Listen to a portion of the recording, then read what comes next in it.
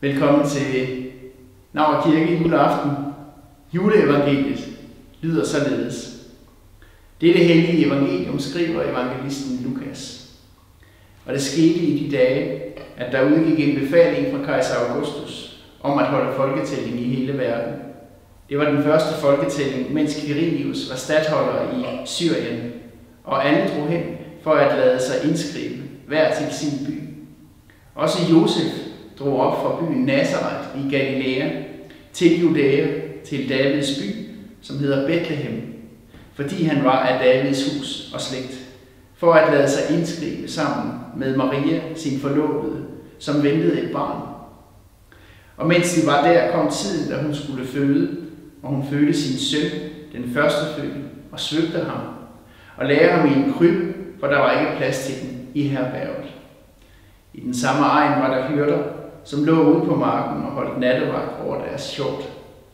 Der stod Herrens engel for dem, og Herrens herlighed strålede om dem, og de blev grebet af stor frygt. Men englen sagde til dem: Frygt ikke. Se, jeg forkynder jer en stor glæde, som skal være for hele folket. I dag er der født jer en frelser i Davids by. Han er Kristus, Herren. Og det er tegnet, I får. I skal finde et barn, som er svøbt og ligger i en krybbe. Og med et var der sammen med englen en himmelsk herskare, som lovpriste Gud og sang: Ære være Gud i det højeste, og på jorden, fred til mennesker med Guds velbehag. Amen. Juleaften er en helt speciel aften. Julefortællingen er en helt speciel fortælling. Vi ser her i Naur Kirke Svend Hausten Mikkelsens maleri, altertavle, billede fra 1985. Julenat.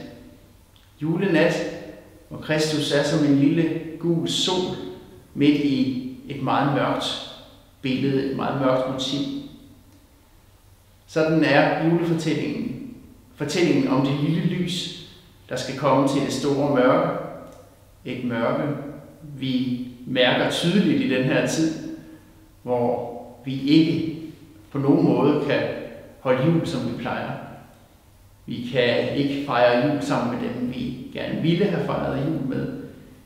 Mange må sidde for sig selv, fordi man er bange for den her virus.